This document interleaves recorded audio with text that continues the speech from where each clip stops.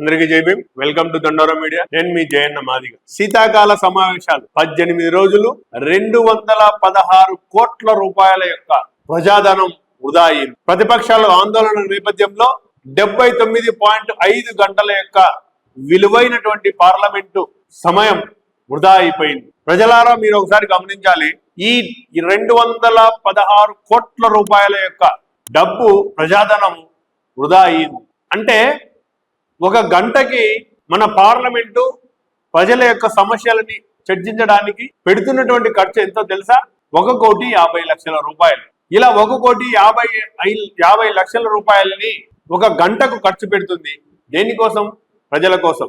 కానీ ప్రజల చేత ఎన్నికైనటువంటి నాయకులు పార్లమెంట్ లో చర్చించాల్సింది పోయి, చర్చల్లో పాల్గొనాల్సింది పోయి, వాళ్ళ యొక్క ఇగోలకు, వాళ్ళ యొక్క పర్సనల్ ఇష్యూస్ పైన ఆందోళనలు చేస్తున్నటువంటి నేపథ్యంలో 18 రోజుల యొక్క పార్లమెంటు విలువైనటువంటి సమయం, అదేవిధంగా 216 కోట్ల ప్రజల యొక్క ట్యాక్స్ పేయర్ల యొక్క డబ్బు వృధా అయిపోయింది.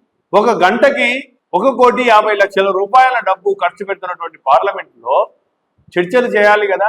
మరి ఢిల్లీకి పోయినటువంటి వ్యక్తులు, ఎంపీలు అందరూ కూడా ఈ విషయం ఆలోచన చేయాలి. మాన్సూన్ సెషన్స్ 18 రోజులు జరిగితే 18 రోజుల్లో ఇలాంటి చర్చలు లేకుండానే 19 బిల్లులు ఎన్డీఏ ప్రభుత్వం పాస్ చేసుకుంది. దాంట్లో FCRA బిల్లు అనేటువంటిది జేపీసీకి రెఫర్ చేసినట్టుగా మనము చూస్తున్నాం. ఒకసారి ప్రజలారా మీరు కూడా ఎంపీలను, అదేవిధంగా కేంద్ర మంత్రులను కూడా మీరు నిలదీయాల్సినటువంటి సందర్భం. మన డబ్బు 216 కోట్ల రూపాయలు వృధా అయింది.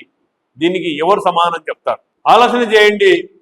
మీరు ప్రజాప్రతినిధులుగా ఉన్నటువంటి మీరు ఇగోలోకి పోకుండా ఈ దేశానికి అవసరమైనటువంటి చర్చా వేదిక అనేటువంటి పార్లమెంటులో చర్చలు లేకుండా 19 బిల్లులను పాస్ చేయడం అంటే అది రాబోయే కాలంలో చాలా పరిణామాలకు దారితీసేటువంటి పరిస్థితి ఉంటుంది.